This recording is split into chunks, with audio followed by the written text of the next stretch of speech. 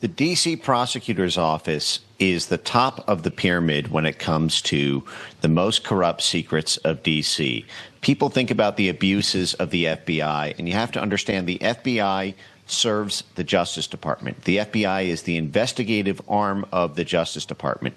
So when the FBI spies on you, that means the prosecutors approved it. When the FBI raids your home, that means the Justice Department approved it. And the Justice Department has main justice, that's Pam Bondi, but it's got the different branch offices in all of the different jurisdictions in the United States. And the most important jurisdiction when it comes to cleaning up the swamp is the jurisdiction over the swamp, Washington, D.C. That is the position that Ed Martin has been nominated to be the head of the D.C. Justice Department, the U.S. Attorney for the District of Columbia. And so all secrets flow through there. All investigations flow through there. All local authorizations for the FBI flow through there. So anything that you want to do to clean up the swamp that requires the Justice Department is going to require somebody who believes in Donald Trump's agenda and can be trusted to take on very, very serious and dark forces. And if Ed Martin is not confirmed by the time that his term runs out as acting U.S. Attorney for the District of Columbia on May 19th, that is less than 2 weeks away now, Judge Boasberg, the most corrupt, he's the Chief Justice for the D.C. Circuit, by law will get to handpick the D.C. prosecutor. So there have been all these scandals. There have been lawsuits now filed about Judge Boasberg potentially circumventing the random selection process in order to airdrop into handling cases that have all gone in the most monstrous way possible. Well, he will get to not just handpick cases, he'll get to handpick the prosecutor, and the prosecutor will get to dictate the FBI. So if Ed Martin is not confirmed, all of the momentum we have had for the past 100-odd days is going to stop. It will be a screeching stop to all of it, and there will be almost no hope for serious reform of the federal agencies, of federal bureaucrats, or anything. This is a hand-wrapped gift to Norm Eisen and all of the little color revolution plotters to not just take their control over the judiciary, but add the prosecutors, who are the most dangerous of all. And walk us through why you think Tillis, who of course is sort of a representation of the forces that oppose him, like you alluded to, Norm Eisen, Mark Elias, why do you think he has become the hotbed of resistance in this case?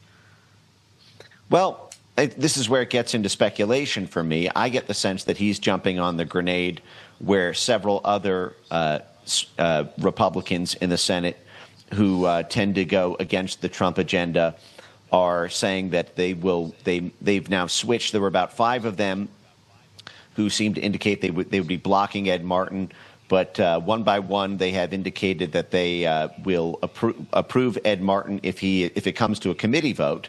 And there's 12 Senate Republicans on that Senate Judicial Committee. It requires a unanimous vote to get it off the committee and onto the floor. And Thom Tillis is the one of the 12 who is saying that he is going to hold that up. And here's where, to me, it gets very dark.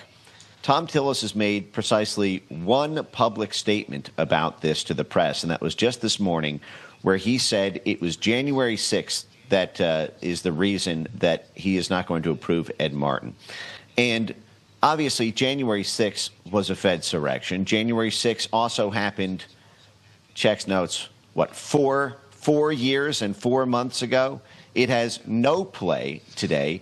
Everyone who did not commit a violent crime that day has been pardoned by the President of the United States. There are no active cases when it comes to peaceful protesters. This is not just an ancient memory. It's settled. It's done. For that to be invoked as the reason to block Ed Martin suggests something much darker to me. Because if you actually parse that statement that Senator Thom Tillis said, he mentions towards the end of his remarks that he was apprehensive about Ed Martin pursuing a FEDsurrection theory of the case. He alludes to the fact that he says that there was no federal involvement. That was a sort of pipe dream. I'm paraphrasing what he says. And he slips that in there, and I find that very curious because he's a senator from North Carolina. And North Carolina is the heart of the, shall we say, Mark Milley deep state when it comes to all things psychological operations, domestic, a very nasty history of domestic interference in domestic politics. Well, and North Ralph Carolina Barrick at UNC Chapel Hill doing the COVID gain of function stuff. Mike, if you can hang with us through the break. Possibly we're also going to have AG Ken Paxton joining us shortly to get into all this. So, Mike, I want an update on what I think you are rightfully known for, all things NGOs, how they're funding all that resistance. After we come back, if you can hang through, that'd be great. If you could just give me 2 minutes. You know, this audience is always wanting to be ahead of the curve on how they're sort of reformulating their resistance to Trump. Obviously, the NGOs taking a key role, if not the foremost role, maybe second to the judiciary, though, as you've alluded to, they're all conjoined. It's all one and the same. How have they sort of been rebranding? I know this is a topic you've been discussing a lot, but just give us some key pointers. I know they'll find everything you're talking on X too, but just give us some of the top line assessment. I know this is not the question that you just.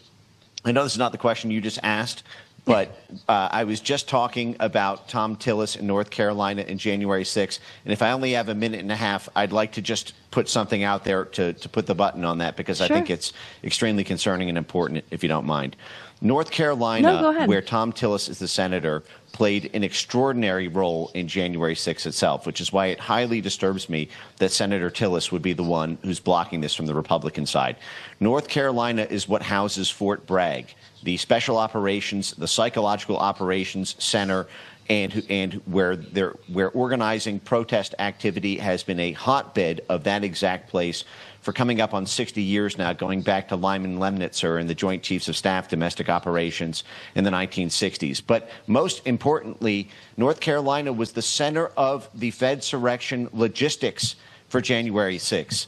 Go back and read the Thomas Caldwell complaint from the Justice Department. There's the entire Eastern Seaboard presence of the Proud Boys, the Oath Keepers, and the Three Percenters, all 3 days before January 6th, starting January 3rd, met commonly in North Carolina, where the FBI and Justice Department allowed the, quote, quick reaction force bringing the guns and explosives to skate free as an unindicted co-conspirator. This person was called Person 3, and I'm going to read a few things from this complaint. Person 3 has a room and is bringing someone. He will be the quick reaction force.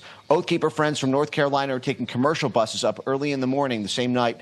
They will have the goodies in case things go bad and we need to get heavy. Then it says Person 3 had maps. Person 3 created maps of the Capitol in order to map out where to go. He was the transit, actually bringing the guns and explosives to the meetup site in North Carolina.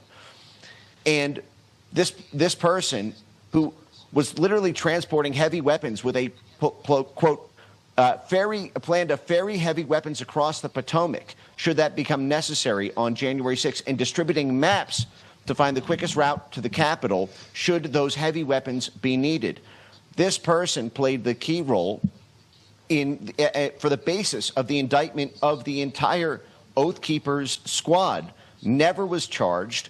Again, right there in North Carolina, right where the military should have been doing its counterintelligence and counterinsurgency work. We know Mark Milley said to Gina Haspel, the head of the CIA, on November 9th, 2020, just 2 months before January 6th, that there was a right-wing coup afoot and something needed to be done to stop it. Mark Milley would not just go back and sit on his thumbs if that's what he said to the CIA director. They would be infiltrating those very groups, and they would be doing it right there in North Carolina, where Fort Bragg is, and exactly where they said the meetup point for January 6th was. So my question is what is so scary about the FEDsurrection theory, given North Carolina's role in it, that the senator from North Carolina is the one blocking it?